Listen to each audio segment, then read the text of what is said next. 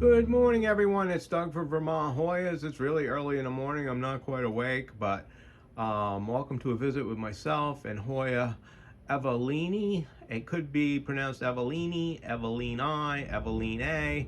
We're going to go with evelinae. Apparently, botanists pronounce it all over the place, so there's no real right or wrong way. That's what I read on the internet, so we'll call it evelinae.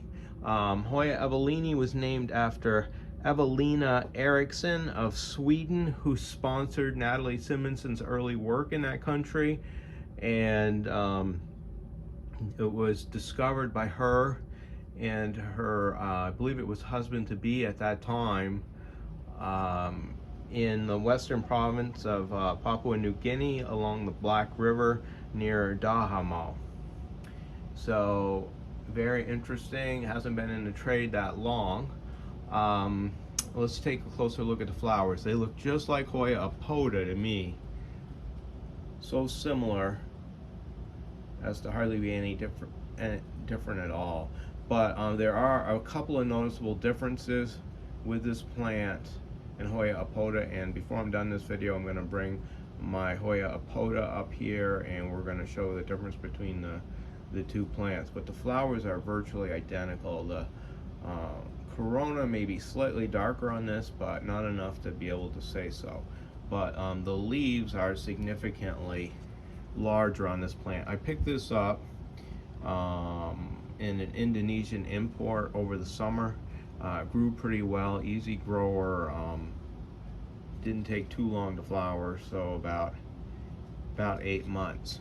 Now, how this is different than Hoya apoda is a peduncle, which is nearly invisible, very short, and the same on both plants. But on evelinae, you see that you will get more than one flower, more than one pedicel at a time on the peduncle. You can see that right there. There's a couple others here. You can see this one here.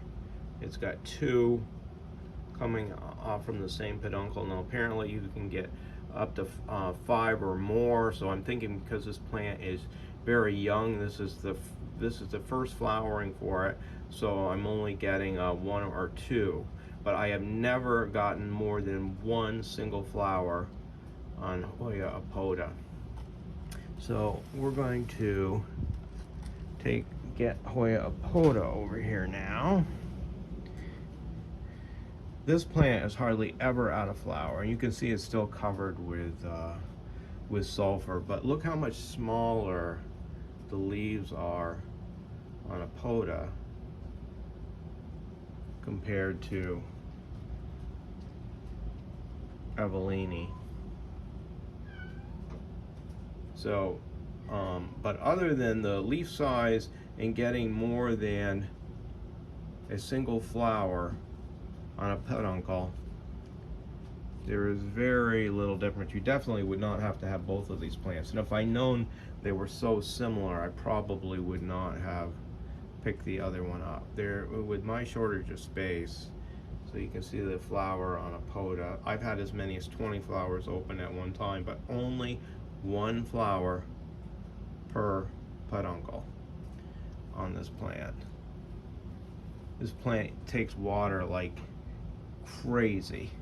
You can see this here. I have to water it probably 2 to 3 times a week by soaking the coconut husk base in water, so it probably really needs to be up potted.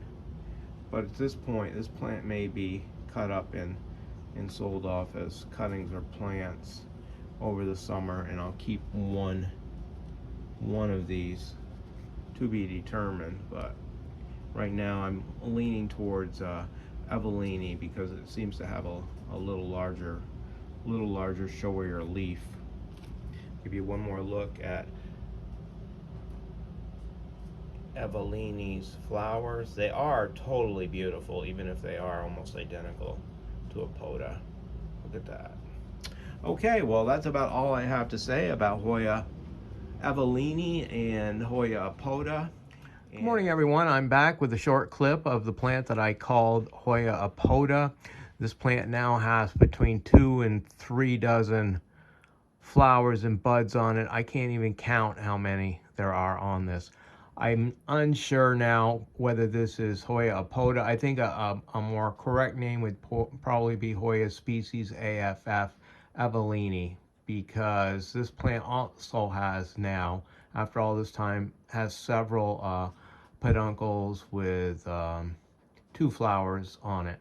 So unless the other plant that I called evelinae gets 3 to 5, other than the size of the leaves, they're virtually identical.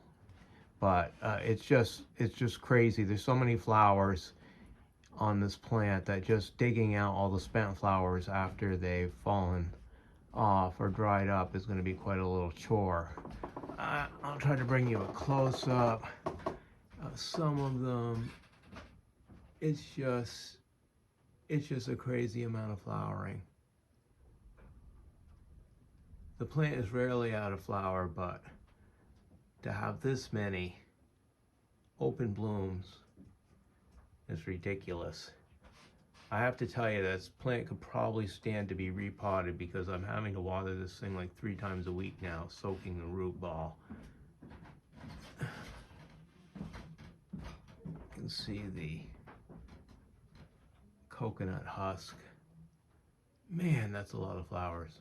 Well, that's about all I have to tell you about Hoya apoda slash evelinae slash AFF evelinae. Who knows? I got the plant from Indonesia.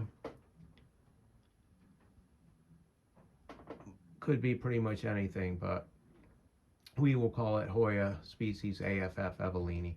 Well, I thank you for taking the time and visiting with me in a couple of wonderful Hoyas, and I'll be back really soon with more great Hoyas and Hoya growing tips. Thanks again for watching.